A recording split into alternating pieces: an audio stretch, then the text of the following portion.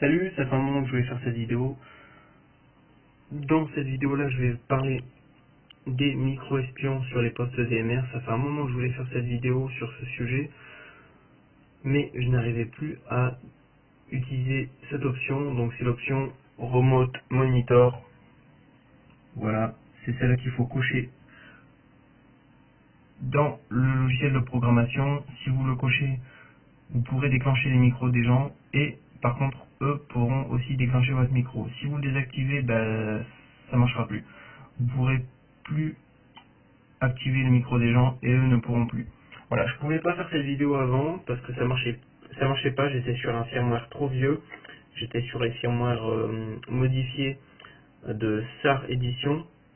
Donc c'est un club allemand de radioamateurs qui s'est amusé à modifier le firmware interne pour faire quelques modifications, mais la version était trop vieille, hein, c'était sur du 1.85 ou enfin 1.81 je crois. Donc là je suis passé sur la version 2.26.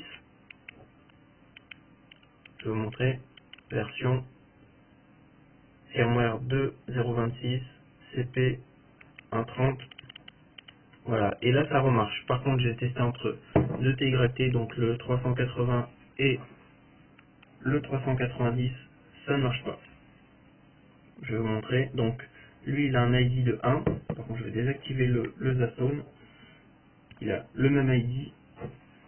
Donc déjà je vais vérifier que je ne me trompe pas. My number free. Bon.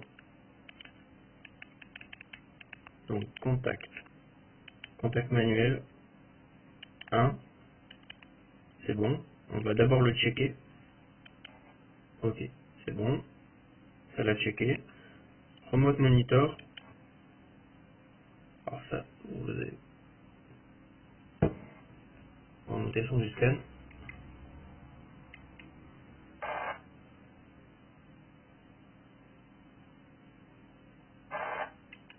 Voilà. Ça n'arrive pas à le déclencher.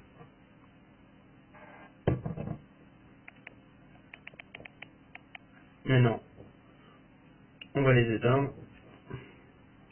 On va passer sur le Zastone. Donc je sais pas si c'est...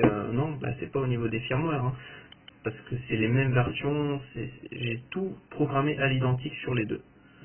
Donc, on va maintenant allumer le Zastone. Je pense que ça marche avec du Motorola. Hein.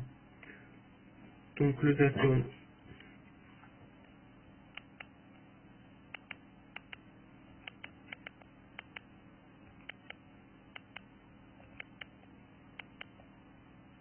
Donc on est sur la version 1.22, firmware 3.010. Ah, celui-là je l'ai pas modifié par contre le firmware. Hein. C'est celui-là d'origine avec lequel je l'ai reçu. Donc, c'est pas celui-là. Hop, on repasse sur le 380.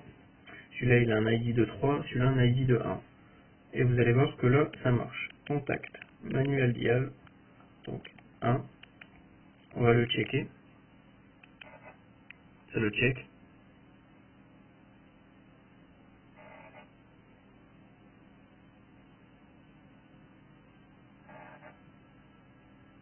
C'est bon. Il est valide. Et des fois ça prend un petit peu de temps. Là on va faire remote monitor.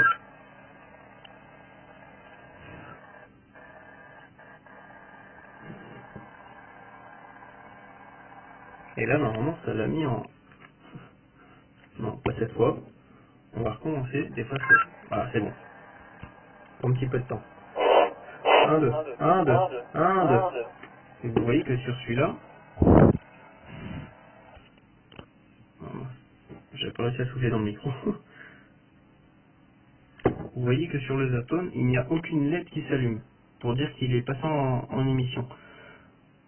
Les seules fois où la LED passe en émission et en réception, c'est dès qu'il reçoit le data du TYT qui lui dit de se mettre en remote monitor et lui répond ok, je me mets en remote monitor.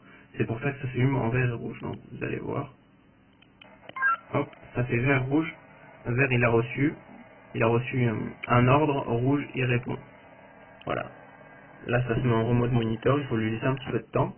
Là je prends. Non, c'est pas encore bon.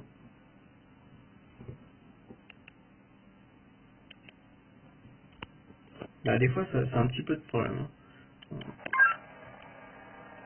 En mode monitor, il y a une porteuse déjà, mais c'est pas la porteuse du micro. Ah si, c'est bon, ça marche. 1, 2, 1, 2, 1, 2, 1, 2, 1, 2, 1, 2. Voilà, vous voyez que si le son n'est pas réglé au niveau des bips sur le Zastone, on ne peut pas du tout se douter que son poste est en train de passer en émission et que les gens peuvent entendre ce qu'on dit. Voilà, ça fait déjà quasiment 6 minutes. Je pense que j'ai un petit peu fait le tour. Donc si vous voulez utiliser, prenez un TYT avec un firmware assez récent et normalement ça devrait marcher sur les postes autres que TYT. Je pense qu'avec les mises à jour, je testerai des nouvelles versions bientôt, hein, voir si entre les TYT ça peut être enfin pris en compte et que ce réglage-là peut marcher. Voilà.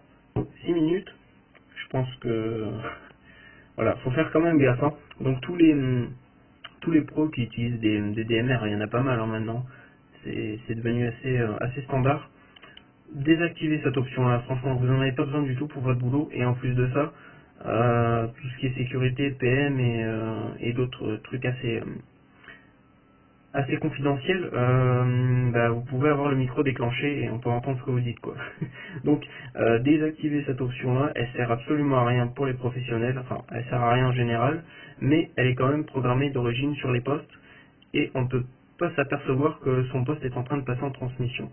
Donc voilà, faites attention, je testerai sur d'autres firmware, d'autres postes, et bah, je vous passe la bonne soirée, en espérant que cette vidéo vous a plu. NAS 67 terminé.